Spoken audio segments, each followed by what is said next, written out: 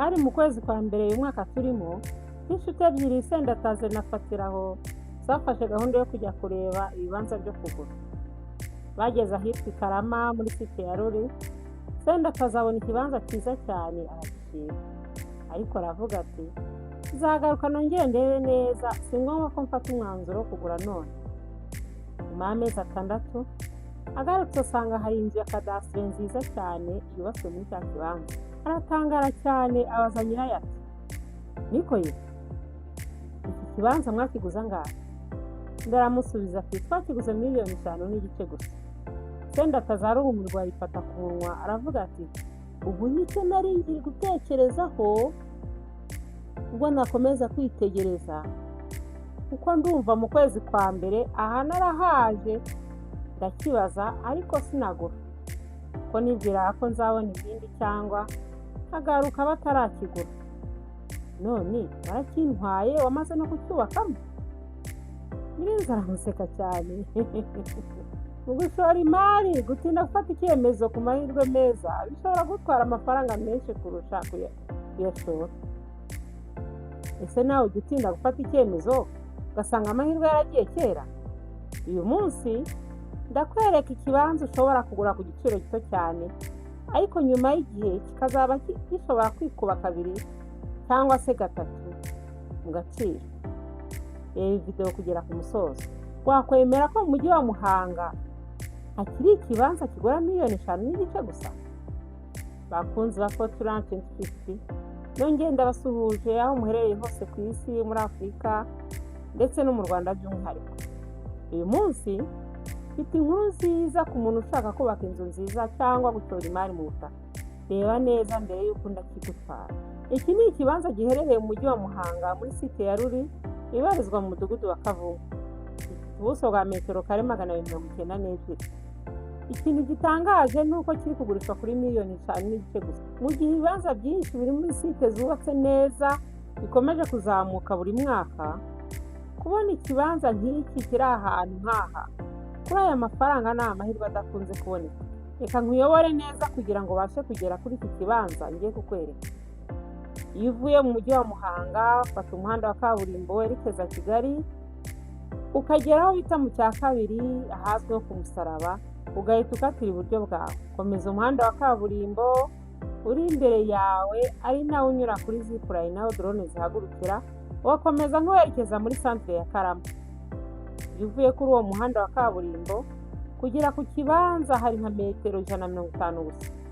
Ibi bivuze ko uguze iki kibanza ugatura ahantu utazajya ukorwa n'umuhanda mubi cyangwa ivumbi cyangwa ibyondo bikabije.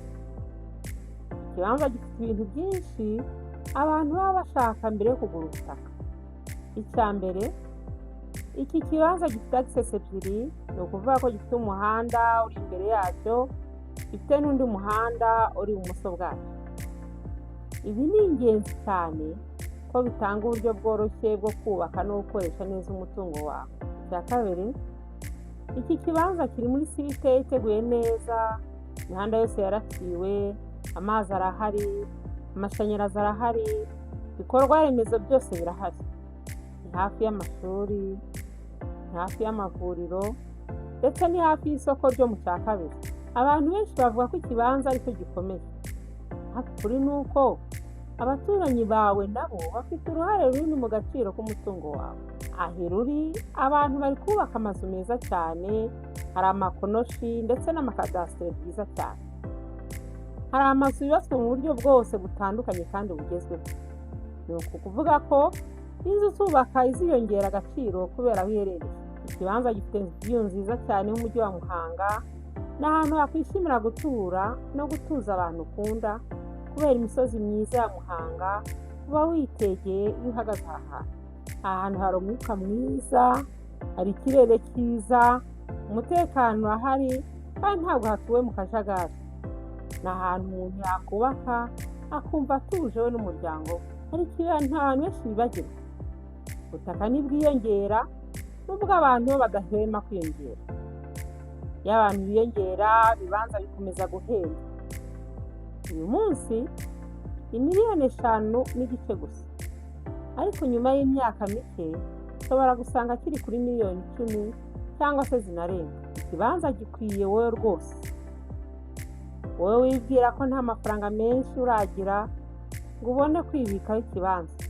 Tangira na make uzagera kure wifuza. Ushaka kubaka inzu nziza yawe hamwe n'abawe.